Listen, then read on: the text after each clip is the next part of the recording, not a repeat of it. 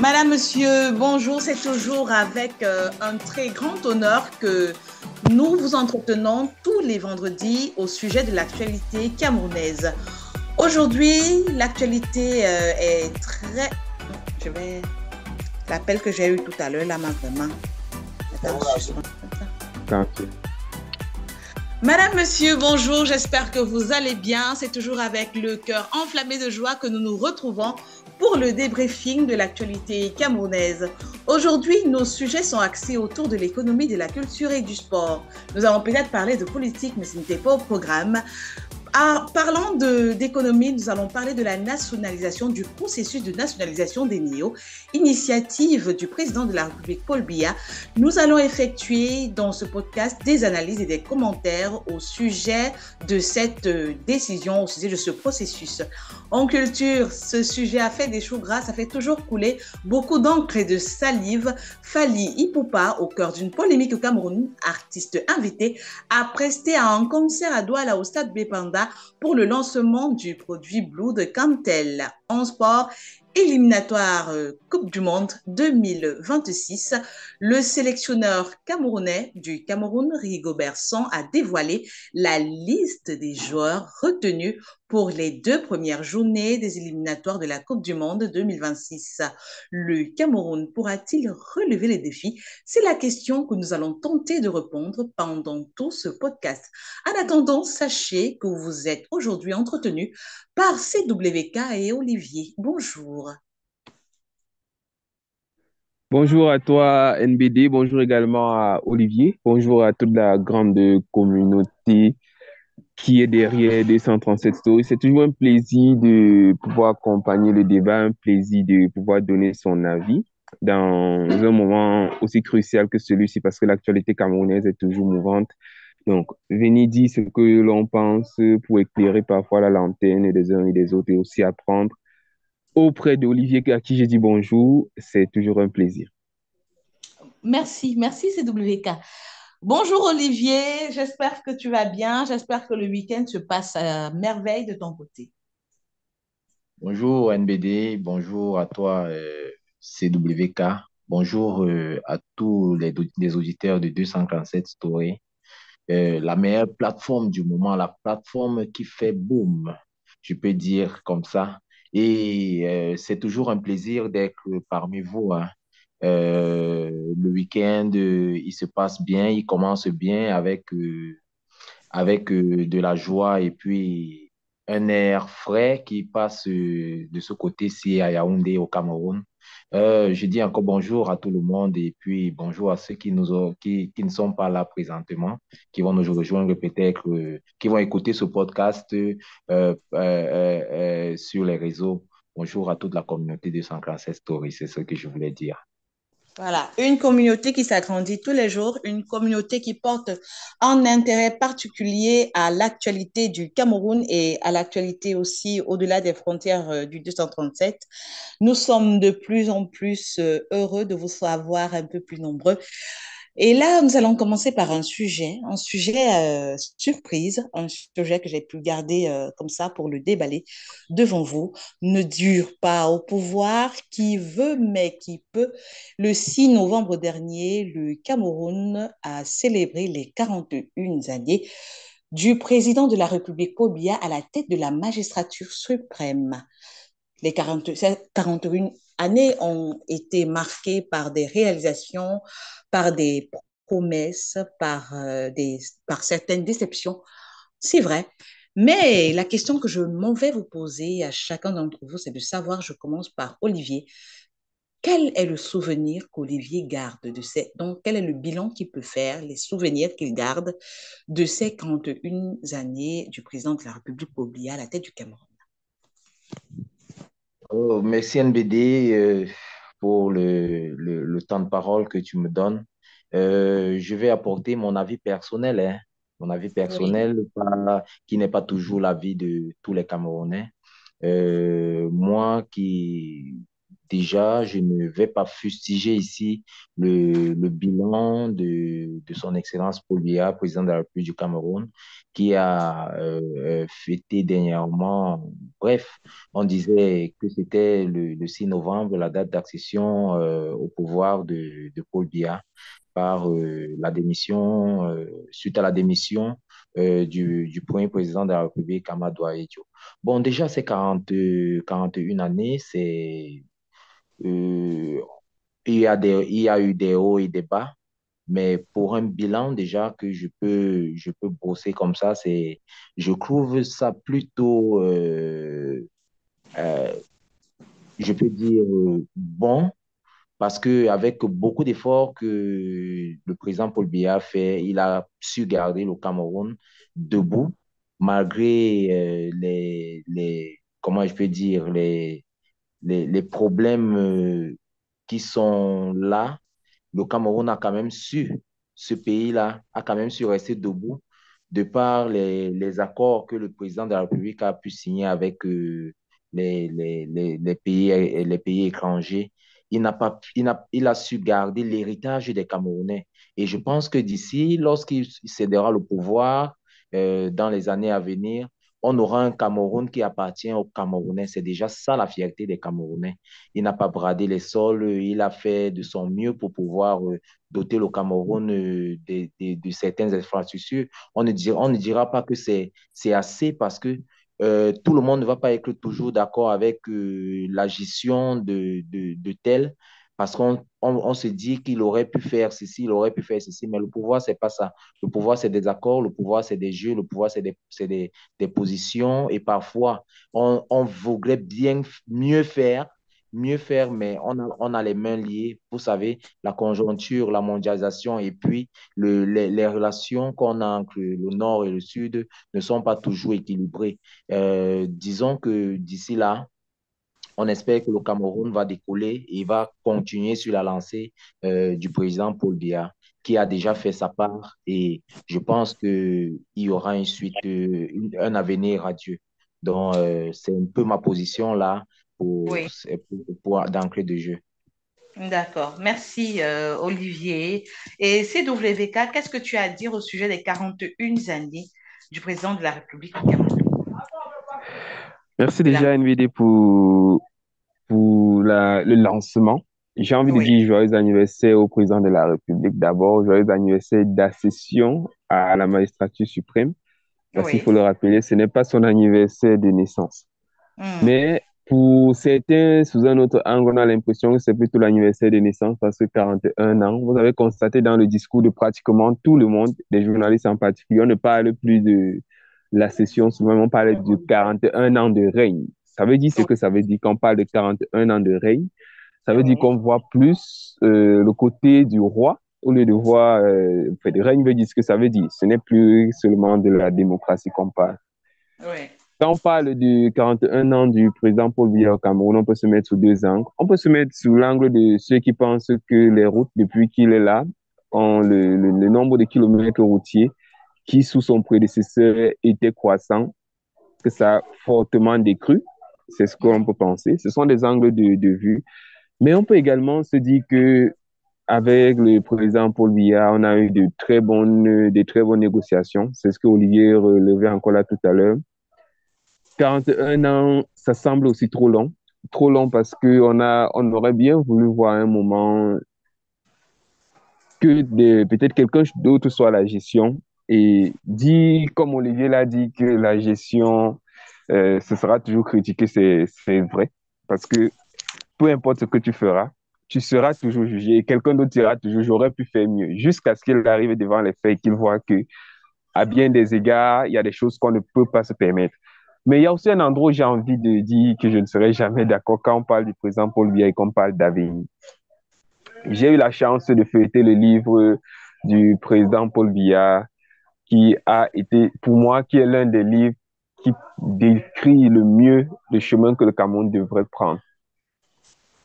Quand on parle de multipartisme, quand on parle de la démocratie, c'est l'un des livres qui vous montre clairement que voici la voie du développement que le Cameroun aurait pu emprunter. Je dis aurait parce que On a l'impression que le président s'est longuement écarté de son livre qu'il promouvait lui-même.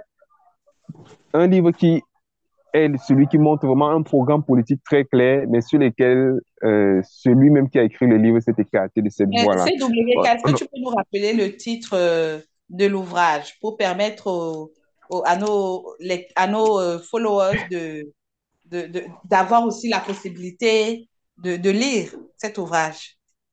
bon, je pourrais même l'envoyer, même non, pas l'envoyer. Il faudrait que les gens achètent parce qu'il y a un tome 2 qui est sorti récemment lors des dernières élections présidentielles. Oui. Ça parle oh, voilà que le titre m'échappe un peu. Euh, un instant, le titre va me revenir, je te le donne. On doit Mais ça, continuer sur les idées, le fil des idées.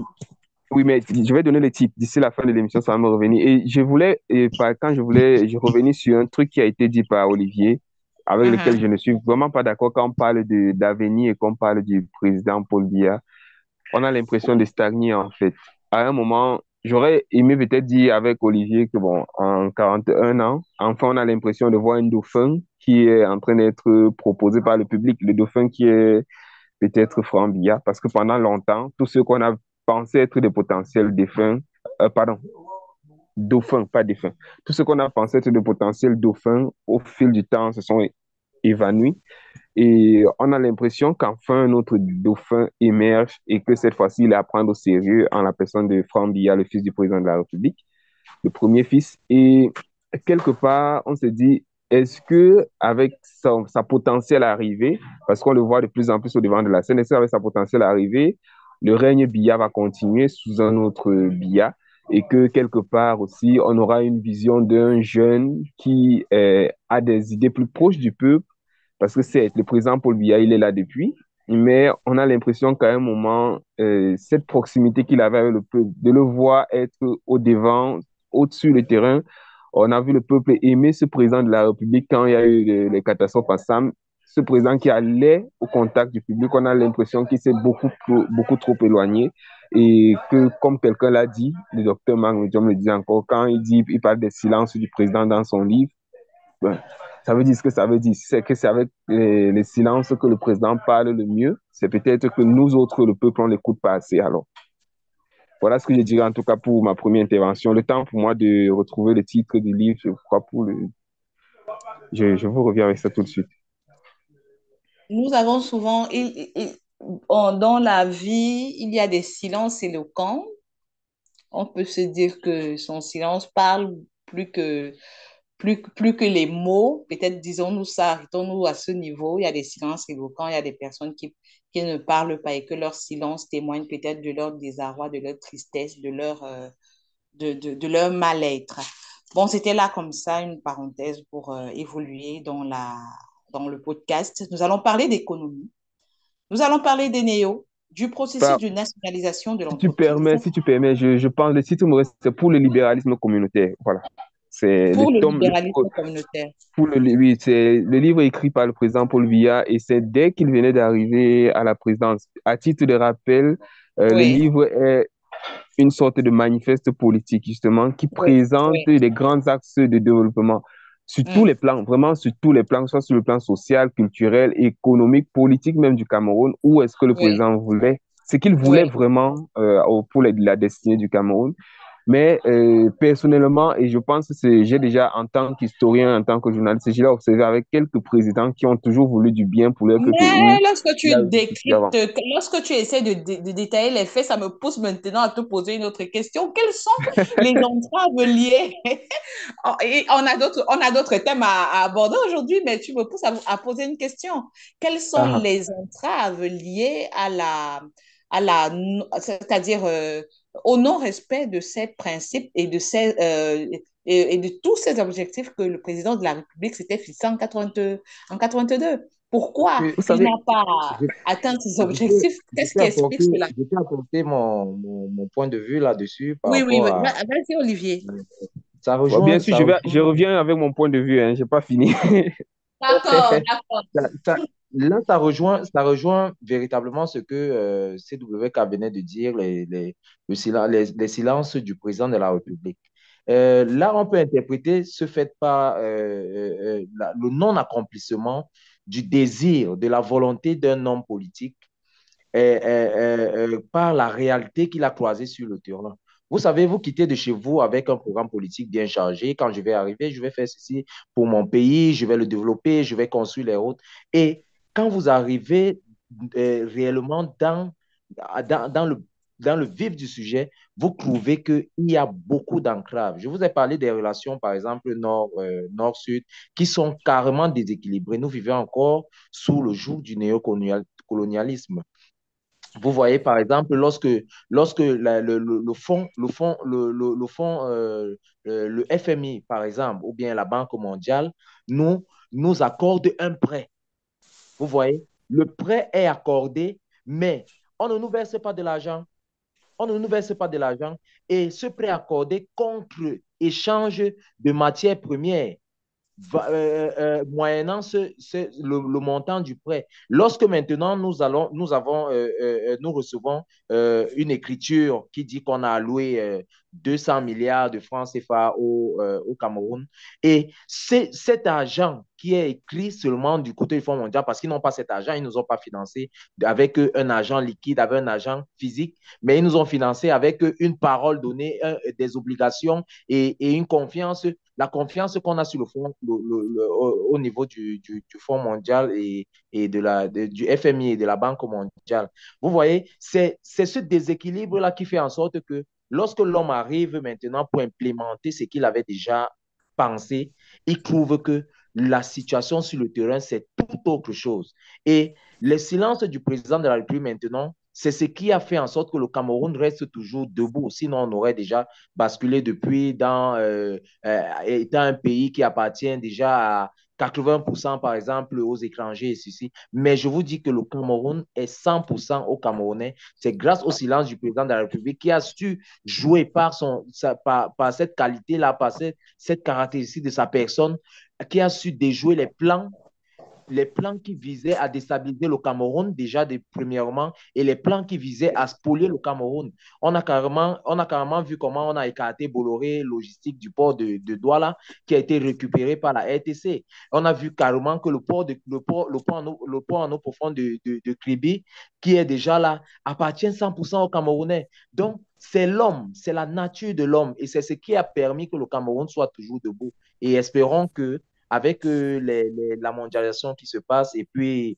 les mœurs se changent. Parce que maintenant, les Camerounais, les jeunes Camerounais ont pris conscience. On ne pourra plus venir un jour et dire on va brader tout un territoire au nom de la coopération internationale. Donc, moi, je félicite vraiment cette qualité du président de la République qui a su jouer par sa magnanimité et à garder toujours le Cameroun debout. Donc, voilà un peu mon apport. Bon, je ne crois pas qu'on reproche au président de ne pas garder le Cameroun debout parce que moi, je pense qu'il a toujours, pour ça, il faut le reconnaître. Même quand on est opposant au président de la République, il y a cette reconnaissance que tout le monde devrait faire. C'est l'une des personnes qui a œuvré et qui œuvre encore à sa manière pour que le Cameroun reste sur les droits chemins. Quand on voit presque partout à côté, les pays des autres sont à côté, pris soit pratiquement avec des bases militaires, des pays qui sont envahis économiquement par d'autres. On voit que le Cameroun a réussi à diversifier un peu les tentacules, de telle sorte qu'aucun pays ne peut se targuer de dire clairement que j'ai la main mise sur le Cameroun, je peux gérer ci ou ça. La Chine peut te dire, moi, je sais que j'ai mes intérêts au Cameroun, je peux défendre le Cameroun. La Russie peut faire pareil. La France peut faire pareil. De la même manière que les États-Unis, tout le monde peut se dire, non, j'ai mes intérêts à défendre au Cameroun. Parce que à ce point-là, Paul Biya, enfin tacticien et enfin politicien qu'il est, parce qu'il faut le rappeler, quand même, il est l'un des seuls présidents à avoir fait quand même sciences politiques. Il sait manier en même temps, comme on dit, il sait manier et aussi bien avec le bâton qu'avec la carotte. Quand ça ne va pas, il peut te dire à un Bolloré que ça va, on va arrêter ton contrat. De la même manière qu'il peut dire, OK, ici on te tape sur la main, mais ici on te fait des concessions. Donc c'est un président qui sait jongler là-bas. Personne ne peut dire non pour cela. Mais pour revenir sur ce que je disais, mon intervention encore relativement à son manifeste politique ou plutôt à son programme qui est dans le livre pour le libéralisme communautaire, la première partie. Parce que la deuxième partie est sortie juste après, mais réécrite avec l'aide de certains grands penseurs lors des dernières élections. Le président, j'ai eu l'impression que ce qu'il a voulu pour le Cameroun a été freiné par les Camerounais même peut-être, parce que tout le monde connaît l'histoire du 6 avril. Et je pense que c'est l'un des axes majeurs qui a eu à retenir le président sur certains trucs, le coup d'État manqué. Parce qu'avec ce coup d'État manqué, je pense que le président a changé carrément de trajectoire et a été une autre personne peut-être. Je ne dis pas que c'est juste une manière d'évoquer les choses. Parce que quand je fais l'analyse avec certains présidents qui ont voulu faire pareil à côté, je vais voir peut-être qu'avec, au cas du Ghana, avec Kwame Nkrumah, à un moment, il a été pas le président de 1957 qui était là sous l'indépendance du Ghana, mais un président qui a changé complètement. Quand bon, pour fouiller loin dans l'histoire, vous verrez que lui qui parlait si bien du panafricanisme, à un moment, s'en est un peu éloigné parce que son peuple, il n'a pas voulu que son peuple, à un moment, s'ouvre. Ceux qui connaissent un peu l'histoire du Ghana iront voir la petite guerre qu'il y a eu entre le Ghana et, je pense, avec la frontière Togo aussi, pendant quand Kwame Nkrumah était président. Bon, le président Biya, peut-être aussi, a voulu bien faire, trop bien faire, et peut-être l'entourage n'a pas voulu que ça se passe comme ça. Et parfois, on a cette tendance pour parler d'avenir sorti par là, comme Olivier le disait, on a tendance à croire que le président Paul Biya veut bien se reposer et dit je laisse les choses à d'autres, mais que c'est son entourage même qui dit non, on veut que vous soyez toujours là. J'en veux pour preuve encore les appels à présenter sa candidature qui venaient de partout. Et on aura même cru à un moment qu'on aurait eu des élections anticipées avant 2025 même. Bon, les choses en sont où elles sont. Voilà pour mon point de vue NBD. Ok, merci pour ton brillant exposé. Mais là, bon, on va continuer parce que j'avais une autre question à poser à Olivier, mais on devait toujours tourner autour du même sujet. Je connais Olivier, ça ne vaut pas la peine de discuter avec lui. Lui poser une question n'aurait même pas peut-être arrangé les choses. Voilà, le Cameroun est sous un processus de nationalisation d'Eneo, notre fameux Eneo, initiative du président de la République, Obia. Je vais d'abord commencer à poser une question ouverte comme ça à CWK, celle de savoir, est-ce que tu peux nous donner la définition du terme nationalisation et essayer de nous expliquer en quoi est-ce que la nationalisation de la structure Eneo pourrait être un avantage pour le pays, le Cameroun et les consommateurs d'électricité au Cameroun. Historiquement, il faut pousser un peu les thèmes de nationalisation, pas de joindre le thème de nationalisation avec celui de nationalisme. Et Oui. l'un des États, avant d'arriver au Cameroun, l'un des États, en fait, des deux États qui font le mieux en termes de nationalisation, il y a la Chine et il y a la Russie. Ça veut dire Oui. quoi? Vous êtes dans un pays, il y a des entreprises étrangères qui peuvent venir chez vous et fonctionner. À un moment, si ces entreprises étrangères veulent partir, pour ne pas laisser tomber ce pan de l'économie, c'est à l'État soit d'acheter toutes les parts de cette entreprise qui est en train de quitter le pays et de faire en sorte que la structure continue de fonctionner pour ne pas handicaper les habitudes des citoyens. Ça veut dire quoi? Vous verrez par exemple en Russie, je parle d'un cas pratique et récent de nationalisation avant d'arriver sur le cas Eneo. En Russie récemment, quand il y a eu la crise avec l'Ukraine, les entreprises étrangères qui étaient en Russie ont commencé à dire on va fermer, on va quitter le pays. On a pris le cas de McDonald's et de KFC, qui est l'une des plus grosses structures quand même en termes de fast-food au monde.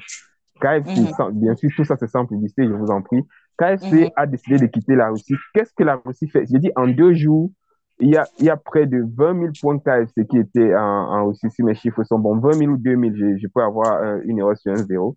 Et là, en peu de temps, la Russie a dit en 2 jours, tous vos points KFC que vous êtes en train de vouloir quitter, nous, on les transforme, et j'ai oublié le nom russe, mais ils ont transformé directement, c'est-à-dire ils vont continuer avec votre modèle de fonctionnement.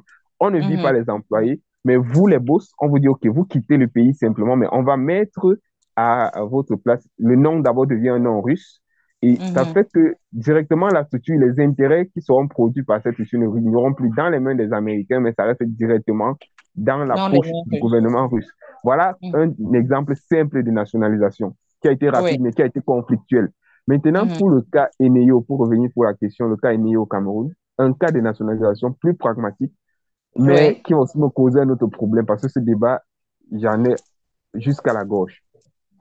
Eneo est vas-y. d'abord, il faut remonter à l'histoire, on ne parlera pas d'Eneo, mais de Sonel. C'était Relationnel. d'abord Sonel, Sonel qui Oui, était la Société nationale l'électricité. de l'électricité, qui était quand même dirigée de main de maître par une personne qui est actuellement le premier sénateur au Cameroun, qui est la Mhm. deuxième personnalité la plus importante après le président de la République, à savoir le président du Sénat, M. Gnadi Fendi.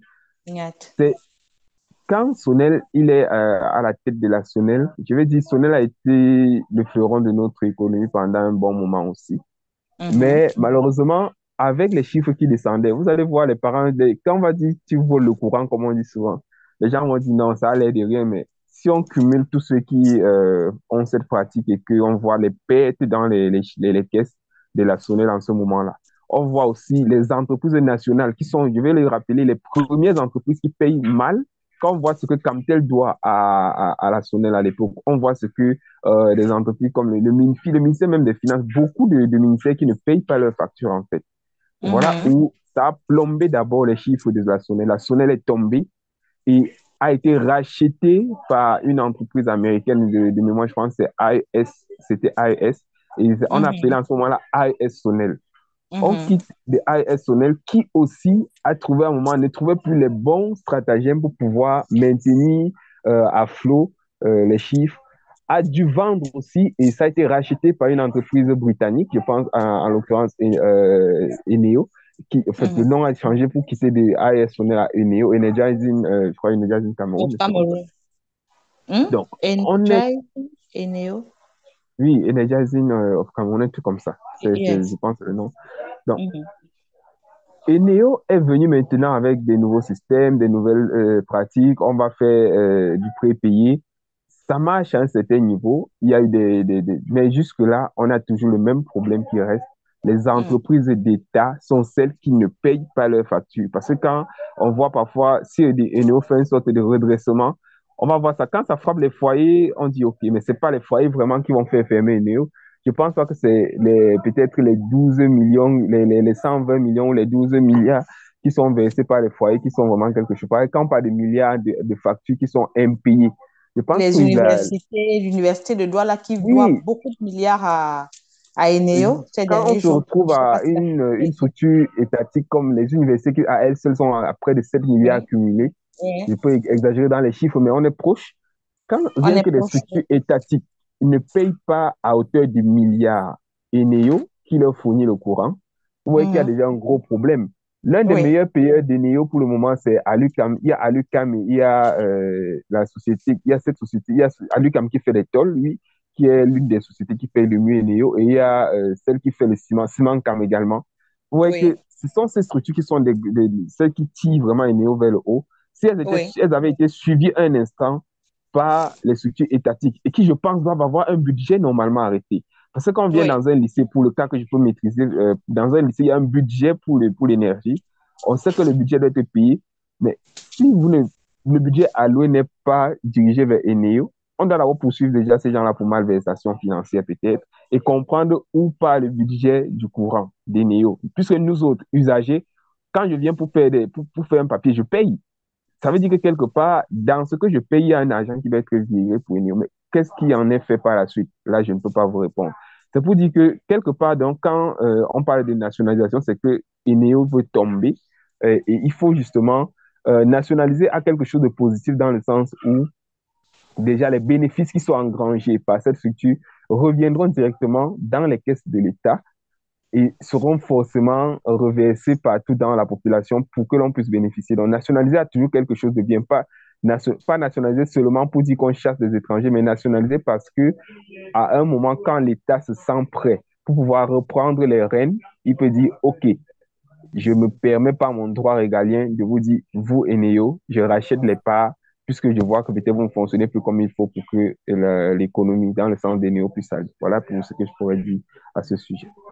Voilà, merci. Olivier, penses-tu vraiment que si le processus de nationalisation se concrétise, est-ce que le Cameroun va tenir? Ne penses-tu pas que peut-être, je sais pas, penses-tu vraiment que le Cameroun sera à même, le gouvernement camerounais sera à même de tenir les rênes de l'entreprise? NBD, c'est une question vraiment très pertinente. Est-ce que le Cameroun va tenir? Moi, je voudrais dire que pour un pays sérieux qui se dit sérieux, le Cameroun devrait tenir. On a des intellectuels, on a des hommes qualifiés pour pouvoir gérer une société comme Eneo. Il ne manque pas de Camerounais capables de le faire. Nia Difendi, on dit il a géré la Sonel comment? Comment a-t-il fait pour faire en sorte que la Sonel soit le fleuron de l'économie camerounaise? Alors, on peut le faire. C'est pas parce que les années sont en train comment je peux dire, d'avancer et qu'on a un boom démographique. Et avec ça aussi, il y a des barrages qui sont en train de se créer. Moi, je vais vous faire remarquer quelque chose.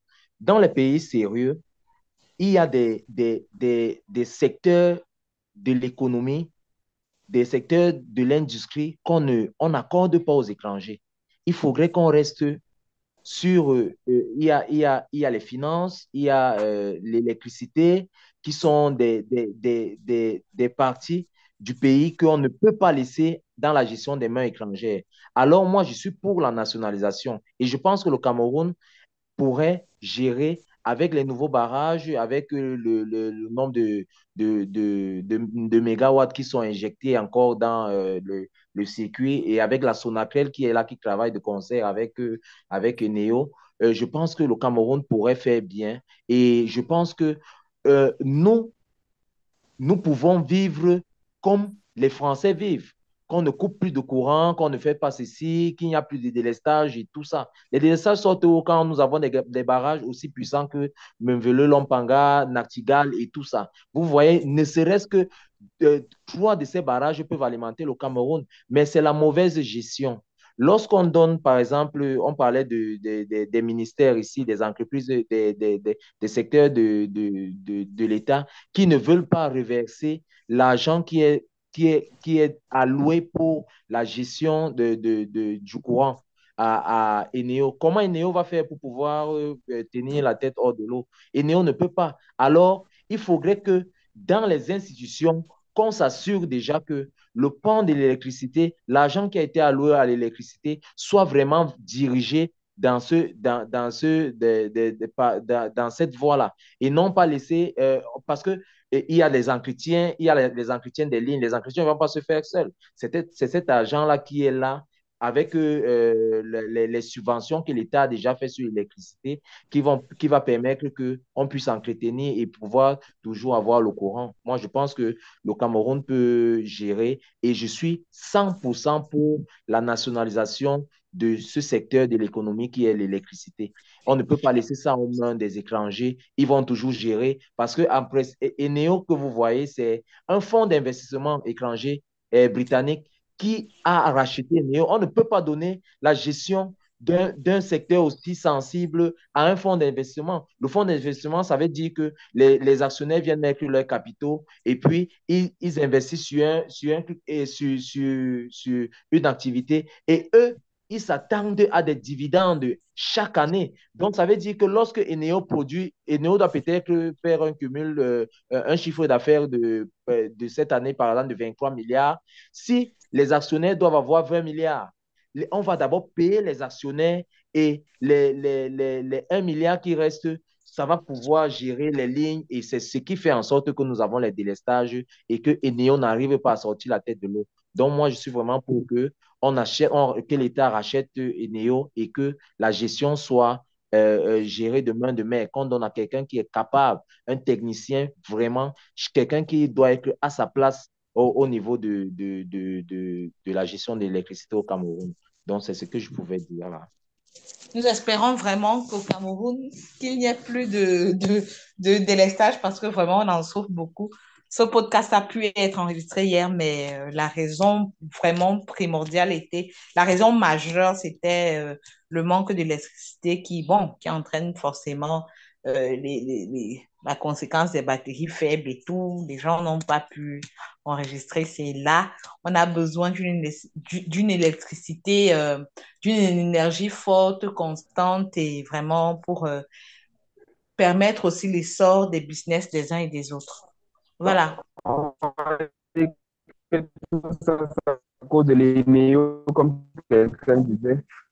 C'est à cause de l'ENEO. Ok, nous allons parler de sport. Bon, Coupe du Monde 2026, le sélectionneur du Cameroun, Rigobert Song, a dévoilé la liste des joueurs retenus pour les 2 premières journées des éliminatoires de la Coupe. Voilà, CWK.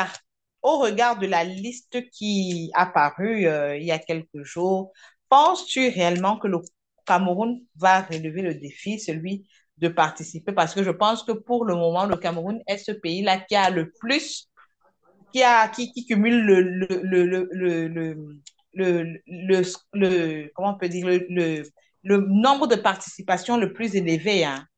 Je pense que c'est le Cameroun qui a vraiment participé le plus de fois à la Coupe du Monde. Et il ne faut pas seulement participer, il faut aussi briller par son talent, par ses efforts, par les buts. Mais Mhm. là, il y a une liste qui est apparue. Je me pose bien la question de savoir si le Cameroun, avec cette liste, pourra relever le défi à la Coupe du Monde 2026 CWK. C'est à toi la question. Je vais dire tout simplement que le coach Rigobert Song, de plus en plus, on a l'impression qu'il passe sur le terrain, même si sa liste, on va dire il va aucune liste ne va être satisfaisante pour les téléspectateurs, les spectateurs que nous sommes. Il y a toujours un ou deux trucs qu'on demandera. Alors, moi, pour cette liste, je vais vous dire, il y a des personnes que je suis très content de voir et d'autres que je dirais, bon, c'est presque sans surprise. Déjà, pour les 2 personnes qui m'ont ravi et les plans du jeu où le coach fait une surprise. Un, à la défense. Au niveau des gardiens de but, je ne vais pas vous mentir, ma seule surprise est au niveau de Fabrice Ondoa, qui pour moi, c'est vrai. En club, par contre, il n'est pas constant. Il a joué quelques matchs à peine avec son équipe qui est quand même en national. Et même je crois, le seul match où il a joué, il a encaissé 3 ou 4 buts. C'était pas valorisant pour lui, mais il est en manque de temps de jeu en club. Donc, j'aurais dit que c'est celui qui n'est pas directement à être appelé. Mais si le coach appelle, c'est qu'il a vu quelque chose. Il a aussi ce Hemlela qu'on aime en équipe nationale.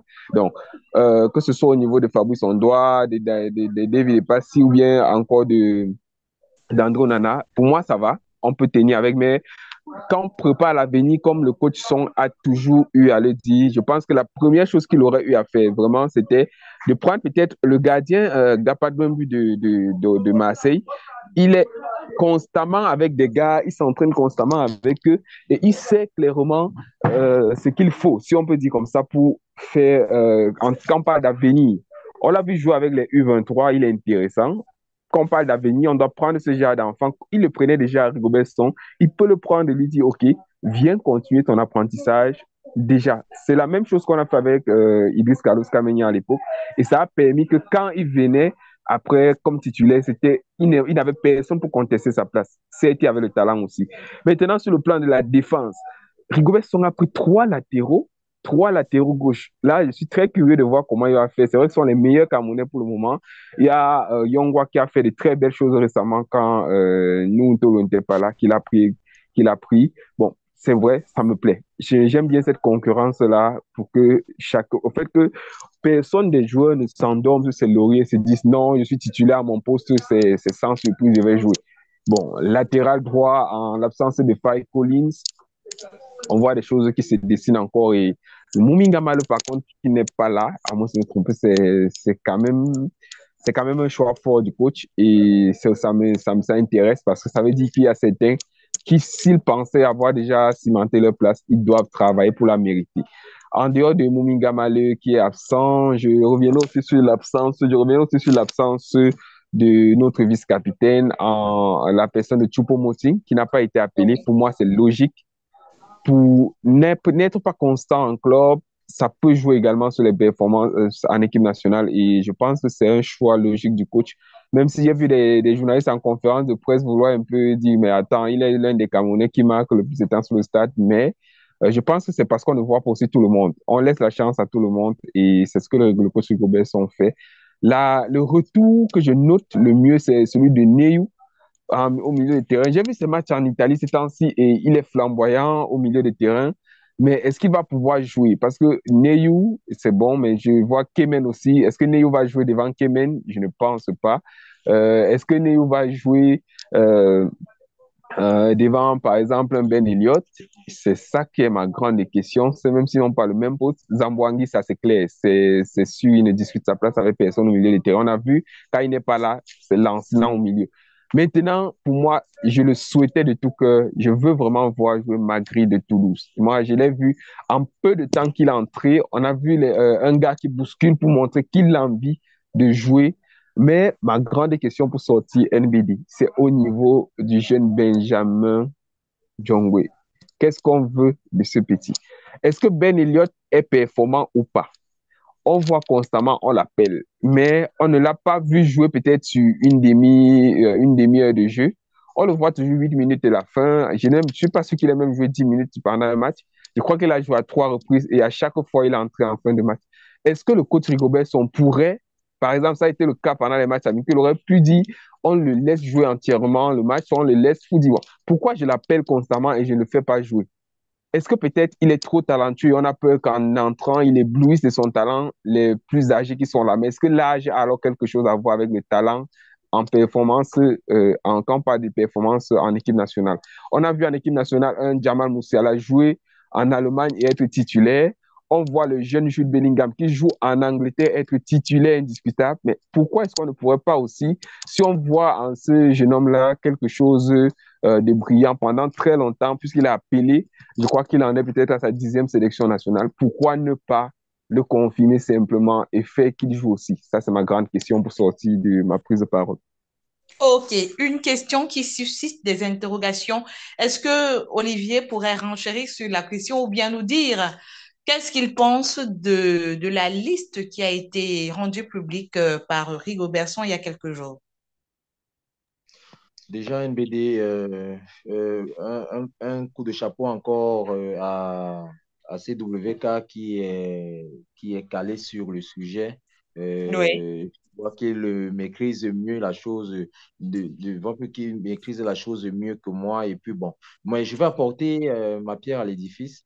Déjà, je veux dire que on devrait faire confiance déjà d'abord au sélectionneur Rigobert Song pour ce qu'il est en train de faire. Parce que je pense que le Cameroun, l'équipe nationale, Fagnon est en train de chercher ce qu'on appelle les repères. Chercher encore à avoir cette équipe-là où on disait que on sait que tel ici, tel ici, tel ici, tel ici, et qu'on n'est pas toujours à tâtonner. Je pense qu'il est en train de donner sa chance à tout le monde et personne ne va dire, parmi tous les Camerounais qui sont là maintenant, comme il avait dit, personne n'a sa place assurée dans cette équipe et personne ne va dire que c'est le moment en principe, pour tout ce monde-là, malgré que c'est mal fait, on ne devrait pas partir en tâtonnant, en allant dans des compétitions comment je peux dire, aussi précieuses. Parce que Mhm. là, on parle des éliminatoires pour la Coupe du Monde et le Cameroun a toujours fait ce que, je ne sais pas, on vit toujours sous pression, on peut tester les choses et puis parfois on arrive à jouer des barrages et le cœur va toujours battre jusqu'à la dernière minute. Avant, le Cameroun pouvait se qualifier dès les premières phases de jeu et laisser les autres se débrouiller à la fin. Mais maintenant, on ne voit plus ça. Le coach est en train de tester les joueurs. Je pense qu'il vient de prendre l'équipe et je pense que le travail qu'il est en train de faire, c'est de donner à tout le monde la chance de pouvoir prouver et que quelqu'un ne dise pas qu'on ne l'avait pas appelé. Et puis,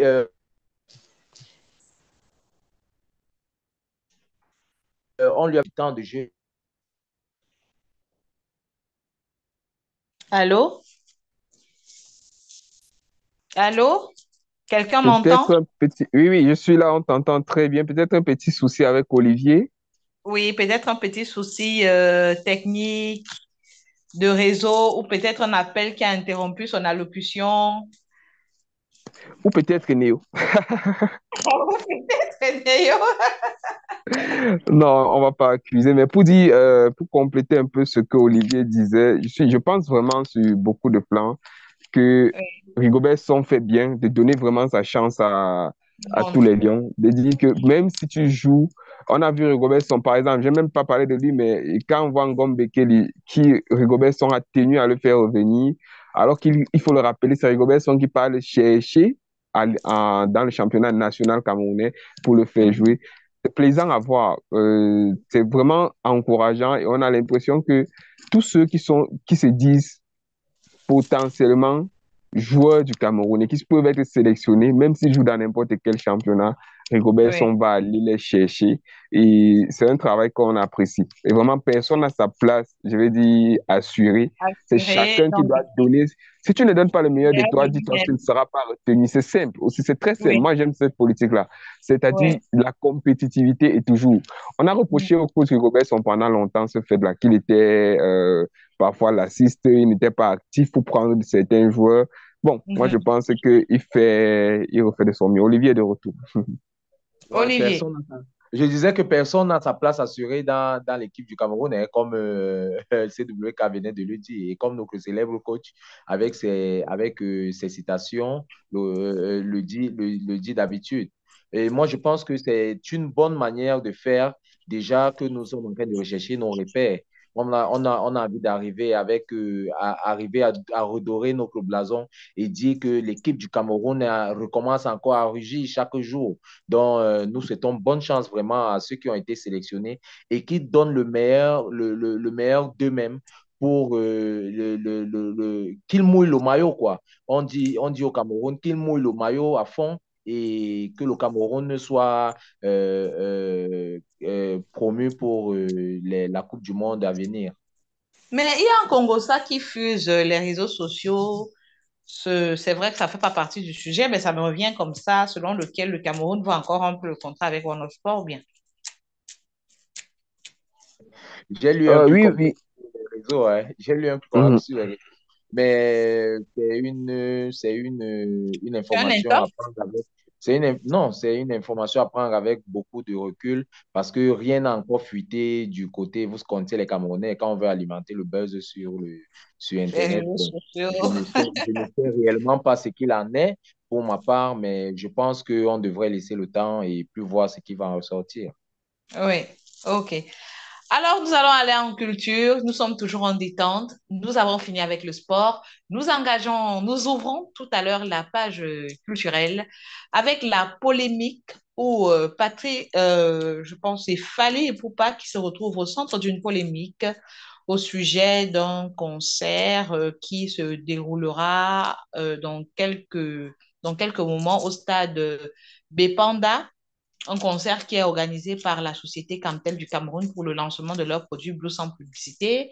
Voilà, Fally Poupa qui est l'invité phare avec une enveloppe de 50 millions de francs CFA, ce qui met en colère plusieurs artistes camerounais, en l'occurrence Lady Pons. Pensez-vous réellement, CWK, que Camtel a raison de choisir Fally Poupa comme leur artiste phare qui va venir prester au Cameroun avec une enveloppe aussi colossale?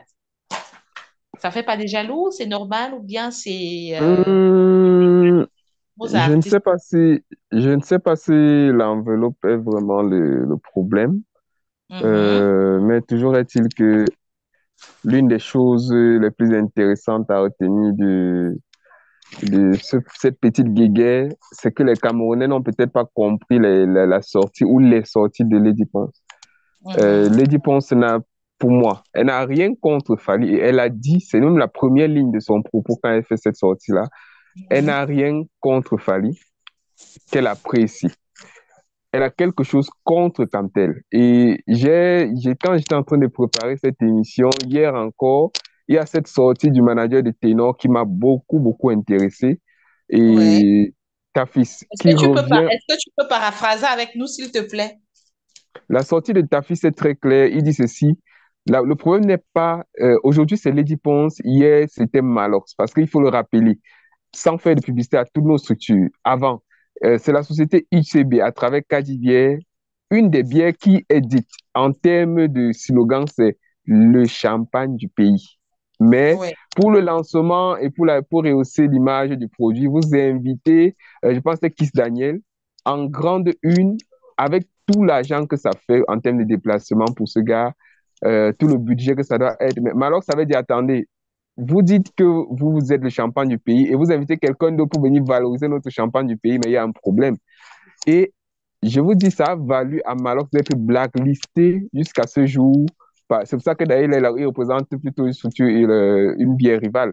Il est blacklisté jusqu'à ce jour par cette structure parce qu'il avait été l'artiste qui a porté ça au devant de la scène. Et ça a tellement marché que les autres artistes ont suivi. Et Kadjibier a dû faire un rétro-pédalage et inviter non pas seulement Kiss Daniel, mais ils ont dû mettre Salatiel, par exemple, devant pour pouvoir représenter la marque. Et ça veut dire que ça a marché. Puisque c'est un produit, c'est dit d'abord à valeur, à vocation et à valeur nationale. Vous allez me dire que c'est le business. Je suis d'accord, c'est le business. Avant d'être le business, on garde une ligne éditoriale. Est-ce que c'est Kiss Daniel qui va venir boire les champagnes du pays? On est d'accord qu'à cette période, c'était non. Maintenant, on vient sur le cas actuel qui est celui de Lady Pons versus Camtel. Que j'ai vu des gens brandir sur le net, oh non, Lady Pons, quand elle était invitée par Camtel au Famous et tout ça, elle ne s'est pas levée pour dire que non, il y a un problème. Mais ce que l'on oublie, c'est que ce n'était pas la même chose. Dans un cadre privé, où vous êtes en train de vendre un produit, vous êtes en train d'inviter plutôt pour une petite communauté, je me dis même que ça peut se comprendre. On a vu plutôt, en fait, je me dis que Lady Pons a montré la lune et on a vu plutôt son doigt. Elle a voulu montrer que, quelque part, quand elle peut, à son niveau, soutenir les artistes camerounais, si elle le veut. Sachez bien ceci, c'est que, en termes de, quand on soutient, entre guillemets, un artiste camerounais, ça n'entre pas dans le cadre des dépenses de Camtel, mais c'est ce qu'on va appeler la responsabilité sociétale des entreprises, la RSE, qui est déduite des impôts. Parce que Ouais. la RSE, plus une entreprise participe en termes de RSE, en travaillant pour le social, c'est pour ça qu'ils ont des fondations partout. Vous allez voir des fondations Blue, Fondation MTN, Fondation Orange. Ce n'est pas pour rien que ces fondations existent, mais parce que tous ces impôts, tout cela est déduit de leurs impôts. Lorsqu'ils sont facturés au niveau des impôts, c'est déduit en termes de responsabilité sociétale des États, des entreprises. Alors, quand Lady Pons s'insurge contre Camtel, ce n'est pas. Sachez d'abord que le cachet de Fally Ipupa, au minimum, c'est 50 millions. Donc, ça veut dire que si son cachet, c'est 50 millions, je m'en tiens aux paroles de Pat Cool qui a fait les chiffres. Si DJ Pat Cool dit 50 millions et Fally se déplace, il chante, il ne fait pas les playbacks, il fait du live. C'est avec tout l'orchestre. Ça veut dire qu'estimé à 50 millions au moins pour son orchestre. En termes de billets d'avion, s'il est à Kinshasa ou bien s'il est à Paris, comptez au minimum 150 à 100 millions de francs CFA encore pour qu'il se déplace. Comptez maintenant les frais d'hôtel et tout ce que ça peut engranger en termes de séjour de minimum 2 jours au Cameroun, 2 à 3 jours au Cameroun. On tourne au bas mot autour de 150 à 200 millions de francs CFA qu'on va remettre à l'artiste Fally Ipupa. J'ai dit minimum. OK, c'est bien. Camtel peut se le permettre. Mais c'est pour vendre quoi? Un produit qui va s'appeler Blue. Vendre à qui? Aux citoyens camerounais. Quand même, moi je me dis, hein, quelque part, on aurait pris cet argent. On invite, à raison peut-être de 20 millions par artiste camerounais ou 10 millions, ça fait 15 artistes phares du moment qu'on invite. Je pense que les 700 tickets qui vont être distribués gratuitement par Camtel, ça peut faire le plein certes du stade de Bepanda, mais je pense qu'il y aura toute la population qui viendra pour voir. Celui qui aime Malox viendra, celui qui aime peut-être Coco Ajanté viendra et tout. Mais j'ai aussi envie de dire quelque part que Lady Pons, peut-être, on a vu les doigts seulement, mais il y a eu un petit relan nombriliste et de revanche. Lady Pons n'a pas été sponsorisée par Camtel lors de son dernier concert où elle a sollicité cette entreprise. Et je me dis que quelque part, c'est aussi ce qui a déclenché la furie qu'elle a eue. Mais un autre pan qui est intéressant à voir dans cette guerre, c'est que dernièrement, quand il y avait cette campagne de boycott des structures de téléphonie mobile au Cameroun, exactement, tout le monde s'est tourné automatiquement vers Camtel en se disant non, c'est notre produit national. OK. ouais. Mais si ces gens, on a vu même des artistes, et on a vu Mitumba qui s'est levé, on a vu Edu Douanon glacé, on a vu Caresse Fotso, mais attends, Caresse Fotso a pris des balles de partout. Ça veut dire que ce que les gens ne savent pas, c'est que si Caresse Fotso part désormais faire un événement, Si Mitumba fait un événement, c'est clair. Comme pour son événement qui est en train de venir, c'est doit là. Allô? Allô, Olivier? Ouais, CWK est parti. Il a Il dû est avoir un parti souci. alors qu'il était en train Euh, de nous mettre vraiment du- je vais essayer de compléter ce qu'il disait. Oui. Euh, Tu sais, NBD, c'est du business, hein. C'est du business Mhm. avant tout. Et puis, comme tel, a ses objectifs marketing à atteindre, ses objectifs commerciaux à atteindre. Donc, Donc, le hic pour moi, c'est que la, quand elle agit comme si Fally Ipupa valait, donc il vaut, donc ça dit, en Fally, on ne retrouve même pas tous les artistes camerounais qu'il existe dans le pays. Donc, en bon, déjà, lui, c'est un déjà, peu, il faudrait dire que Fally Ipupa, c'est de comment je peux dire, des longues années, des longues années de travail, c'est ouais, de la qualité de la musique. Vous savez, les Camerounais ne travaillent plus de fond de la musique, mais ils sont sur une forme on appelle ça la musique populaire. La oui, musique populaire, c'est une musique qui monte, qui a peut-être un an de vie, et puis oui, ça retombe. Vous oui. savez, les Camerounais ne travaillent plus de fond en comble. On ne va pas Mhm, appeler quelqu'un qui va chanter le mbolé d'une certaine manière, ou bien mhm, quoi que ce soit, aller le comparer à un certain Fally. Vous voyez, par exemple, les publicités, par exemple, sans parler de la société de Turkish Airlines, où on va chercher quelqu'un comme Penelope Cruz, mhm. par exemple. Penelope Cruz, je pense qu'elle est une Américaine. Elle vient représenter une marque turque. Vous voyez un peu que c'est ça, en principe, l'image que veut donner, l'image de prestige que veut donner Camtel au lancement du produit que Camtel voudrait faire. Mais bon, d'une part, je comprends la frustration des artistes camerounais, mais je vais dire que c'est du travail. On va booker. Une entreprise est capable de booker, est libre de choisir qui booker quand elle veut et comme elle veut, selon les objectifs qu'elle veut atteindre. Mais Elle va maintenant, atteindre. on pourrait demander à Camtel, par exemple, de faire en sorte que, malgré que Fally soit en tête d'affiche, de pouvoir aussi appeler les artistes camerounais qui sont là et faire, par exemple, un melting pot pour que chacun trouve son compte. Parce que ce n'est pas tout le monde qui aime Fally, par exemple. Moi, je n'aime pas Fally. Moi, je n'aime pas Fally. Et puis, je ne sais pas ce que je vais aller chercher à ce concert. Moi, j'aime Malox, par exemple. J'aime Malox dans toute la fougue qui donne la musique que Malox fait, la musique par exemple, on l'appelle comment, Phil Bill fait, la musique que Salatiel fait, la musique que Kossi fait. On pourrait faire c'est-à-dire que un conglomérat d'artistes qui va venir faire en sorte que le lancement de Blue de Camtel, et vous savez, ça se passe au stade de Bepanda. Le stade de Bepanda, un stade qui accueille vraiment, c'est vraiment le cœur de la couche sociale camerounaise qui sera présente là-bas pour le lancement d'un produit que les Camerounais eux-mêmes vont consommer. Alors, on pourrait mettre parler en tête d'affiche. Et c'est le conseil que je donne à Camtel. Hein. Le moment, il y a encore du temps pour le faire. Et appeler déjà cette bande, cette armada d'artistes en herbe au Cameroun, là. On peut faire un concert. Les Camerounais n'ont plus besoin d'acheter la musique étrangère. Hein. Ça, c'est ce que je veux dire à toutes ces entreprises qui sont là. Les Camerounais se suffisent déjà eux-mêmes. Vous entrez quelque part, on peut jouer la musique camerounaise du matin au soir et les gens sont satisfaits d'une certaine manière. Mais bon, vous savez, on ne discute pas des Mais pour et des Olivier, contre. comme en 2023, est-ce que le Cameroun va se refermer encore sur Je ne parle lui-même? pas ici. Je ne parle pas ici de se refermer NBD.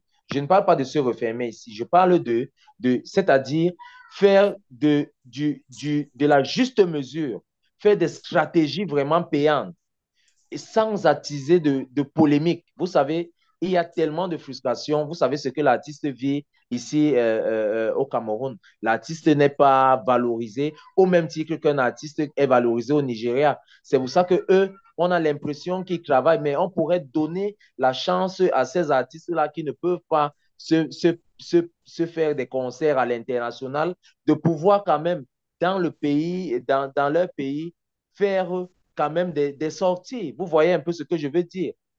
Un gars comme les petits artistes qui sont en herbe pour l'Ombole, par exemple. Moi, je ne suis pas cette musique, mais il y a bien des Camerounais qui aiment l'Ombole. Alors, et une ville comme Douala encore, si vous allez à Douala, l'Ombole, c'est-à-dire que c'est devenu pratiquement une culture à Douala, alors quand elle devrait faire la juste mesure et essayer de revoir pour essayer de satisfaire un peu tout le monde.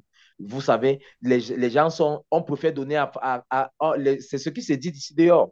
Les gens, on préfère donner à Fali un cachet de 200 millions au lieu de donner 2 millions à nous qui sommes là. On a besoin seulement de 2 millions pour continuer à faire notre travail. Vous voyez un peu, c'est ce qui fâche un peu les Camerounais. Alors, pour Lady Ponce, par exemple, ça l'a sorti, Lady Ponce est un peu, moi, je n'aimerais pas discuter là-dessus. Je ne vais pas soutenir Lady Ponce parce que lorsqu'elle fait lorsqu'on la book quelque part, elle ne va pas faire appel aux artistes qui sont, à ses confrères qui sont là, qui manquent de tout et de rien.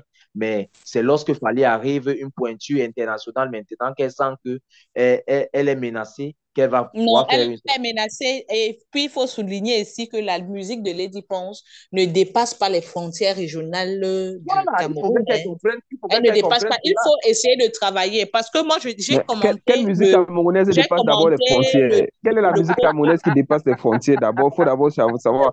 Quand on parle de pointus de la musique, on a des pointus, c'est vrai. On va pas parler de Richard Bourna on ne présente plus. Il y a des gens qui ont dit non, celui-là, ça va.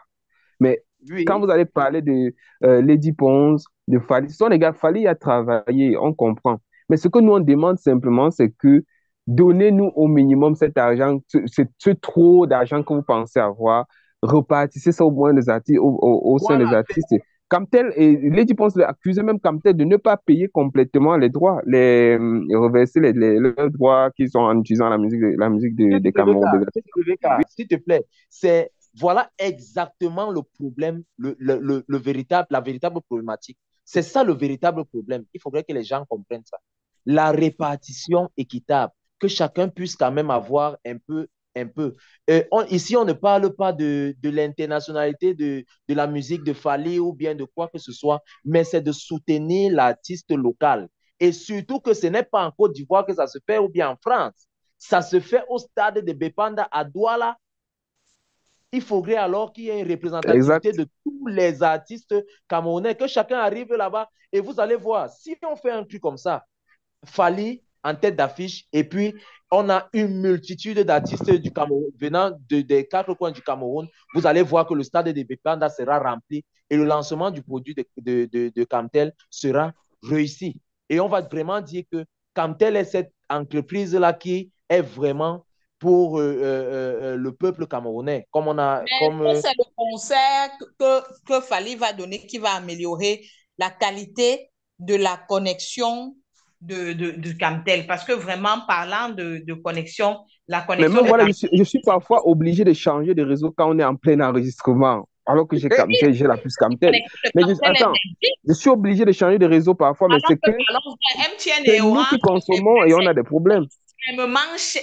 MTN, je vais parler de Flore de Lille. Je ne sais pas si elle est repartie en France, mais elle a fait un séjour ici au Cameroun. Ça fait peut-être une semaine que je l'ai écoutée. Flore de Lille a félicité tous ses followers, tous ses abeilles qui la suivent depuis le Cameroun. Elle-même, elle a été dépassée par les coups. Elle a été même dépassée par le silence de certains Camerounais lorsqu'on a lancé l'opération mot d'avion. Certains Camerounais sont restés tranquilles. On n'a même pas été soutenus par les artistes comme Lady Ponce, alors que nous payons la connexion extrêmement cher. Elle a dit vraiment, point direct, je dépense plus de 10 000 francs, je mets le crédit, ça finit, je mets le crédit vraiment mes abeilles qui me suivent depuis. Je ne suis pas fan d'elle, mais je passais par là. Et puis, comme elle parlait de quelque chose qui était intéressant, je me suis un peu arrêtée sur sa vidéo. Elle dit, voilà, je félicite vraiment mes followers depuis le Cameroun parce que vous payez cher la connexion et vous êtes là, je fais des lives, vous vous connectez. Et une société camerounaise comme Camtel, vraiment, je vais jeter la pierre. Une société, c'est-à-dire une société comme notre Cameroun, Camtel. C'est vrai, ils ont des offres alléchantes, mais la connexion n'y est pas. En plein, des fois, on retrouve souvent des blancs lorsqu'on enregistre souvent nos podcasts ici, il y a des blancs. Mais il y a des blancs parce que parfois on change de puce en plein podcast. On quitte de la connexion Camtel à la connexion MTN parce qu'on cherche le réseau. Ou bien parfois en plein podcast, tu as MTN. Tu as chargé 1000 francs, c'est fini. Tu es obligé d'aller, tu es obligé de quitter MTN pour Camtel. C'est un peu ce que nous vivons ici au Cameroun. Être Donc, Camerounais, c'est un métier, MBD. Être Camerounais, c'est un métier parce que là, ça, c'est une qualité que les gens ne peuvent pas comprendre. Que dans un pays aussi sérieux que le Cameroun, on retrouve encore ce genre d'activités préhistoriques, de traitements préhistoriques. oui, C'est oui. vraiment. C'est-à-dire que Parfois, parfois, je veux rédiger des articles le matin pour poster sur notre plateforme 237story.net. Je vous assure, je souffre pour ouvrir une page. Je vais rester devant ma machine pendant au moins. Parfois, je reste devant ma machine pendant plus de 40 minutes parce qu'une page doit s'ouvrir. Juste à titre de rappel. Hein. Parce que le service après-vente de Camtel est vraiment médiocre. C'est médiocre. Vous allez acheter une connexion Internet, on vous dit illimité. Les premiers jours, ça fonctionne et puis après, il n'y a plus de... Et vous avez acheté votre forfait. Le reste ne les intéresse plus. Ils ont déjà eu leur entrée d'argent. Et c'est vraiment ce qui est dommage. Mais on est capable d'aller donner 200 millions. Moi, c'est à ce niveau que moi, je suis énervée. Donc, ils peuvent donner beaucoup d'argent comme ça à un artiste pour le lancement d'un produit qui ne marche même pas. On est capable voilà. Et j'ai l'impression qu'on met toujours la charrue avant les bœufs au Cameroun. C'est vrai que les marques doivent communiquer. Ça rentre dans le développement, les stratégies marketing de l'entreprise. La marque doit communiquer. Mais il faudrait qu'on communique sur un produit qui est valable. C'est comme si on était en train de nous faire la publicité d'un comprimé qui ne soigne réellement pas. Oui. C'est ça, un WK, c'est pas ça? Non, ça sonne tout comme. Ça sonne tout comme. Voilà. Et mon souci aussi, c'est que peut-être Camtel est en train de jouer avec une fibre très sensible parce que de la même manière que les Camerounais se sont désabonnés sur la page de certains artistes à cette période-là, de la même manière, on peut aussi faire une sorte de boycott des produits Camtel et dire, OK, on ne les utilise pas. Camtel Camtel est en train de vouloir, dans sa nouvelle politique, du moins de ce que j'ai lu un peu de partout, se déployer dans la sous-région. C'est-à-dire, puisque Camtel, il faut le comprendre, ils essaient de vendre plus, ils vendent plus des services qui ne sont pas uniquement de la téléphonie, dans le sens de la fibre optique qu'il faut vendre, essayer de démocratiser ça dans la sous-région. Camtel veut se placer là-bas, d'accord, mais si c'est ce genre de positionnement, ne nous dites pas que c'est le lancement d'un produit qui est uniquement camerounais, et on comprendra en ce moment-là qu'on fasse venir un artiste d'ailleurs. Mais si c'est que c'est un produit que c'est nous autres qui allons encore consommer, puisque vous mettez à la disposition des Camerounais 700 tickets à gagner chaque jour, OK, ça veut dire que les 700 tickets en question, moi, je peux gagner parce que je consomme énormément de produits Camtel, que ce soit en termes de connexion Internet ou bien de crédit de communication. Mais ça veut dire aussi que quelque part, si vous êtes en train de vendre ce produit, c'est pas aux Congolais que vous les vendez. Faites venir leurs artistes, mais faites venir aussi les artistes que nous allons aimer. Bendeka fait partie des artistes qui seront à Bipanda. Le problème est celui-ci. Il y a Bendeka, il y a Kameni, il y a Bendeka, il y a Kameni, il y a Indira. Mais est-ce que c'est suffisant? Je veux dire, est-ce que par exemple, tous ces artistes-là ont reçu 150 millions de dollars? Ce n'est pas suffisant parce qu'on donne l'exclusivité à Fally Ipupa. Justement. On retrouve toutes les qualités, les gens musicaux. Oui, il faut qu'on retrouve tous les gens, que chacun retrouve son compte. Il faudrait que si moi je suis un mboléeur, par exemple, je retrouve par exemple un artiste mbolé. le cas qui part ou bien quoi que ce soit. Mais il faudrait que si j'aime le drapeau, ça, que je retrouve ceci. Moi, je dis encore que Kamtel il est encore temps de faire, de refaire une petite communication là-dessus et essayer de compléter le vide qu'il y a. Parce qu'il y a un vide que Kamtel n'est pas en train de voir. Et je pense que ce vide va leur causer préjudice demain parce que les Camerounais voudraient vraiment se retrouver. Les Camerounais sont jaloux de leur identité. Hein. Les Camerounais voudraient vraiment se retrouver et ils sont prêts à se désabonner de toutes les pages et dire qu'ils sabotent ton produit. Hein. Moi, je suis sûr. J'ai confiance aux Camerounais. Et Kamtel aurait intérêt à faire que tout le monde trouve son compte hein, et qu'il y ait répartition équitable vraiment. Parce que quand on voit 200 millions fallait pour pas, on voit 2 millions BDK, mais je sais que l'importation d'un produit est souvent est souvent très coûteux, mais je pense que Kamtel pourrait encore faire des efforts et satisfaire tout le monde. Ok, que Kamtel fasse des efforts. Nous avons fait les nôtres aujourd'hui en enregistrant déjà ce podcast. Il y a eu un sujet surprise. Vous ne vous y attendiez pas. Bien évidemment, nous avons parlé aujourd'hui de la politique des 41 années que le président de la République, Paul Biya, a accédé à la magistrature suprême. Nous avons effectué un bilan qui a été tant positif que négatif pour nos panélistes aujourd'hui. Nous avons parlé d'économie, du processus de nationalisation de la société Eneo par le président de la République, Paul Biya. En sport, nous avons parlé des éliminatoires de la Coupe du Monde 2006. Le sélectionneur Rigobert Song a procédé à la publication d'une liste des joueurs retenus pour la coupe. Voilà, et en culture, nous avons fermé. Pourquoi j'ai même fermé ce podcast avec la culture? Je n'aime pas faire ça. Mais en culture aujourd'hui, nous avons parlé, peut-être parce que c'est une polémique aujourd'hui, nous avons parlé de la polémique autour de l'arrivée de Fally Ipupa au Cameroun, invité au concert au stade de Bebanda, voilà, pour le lancement du produit Blue de Cantel, sans publicité. Nous sommes arrivés à la fin de ce podcast.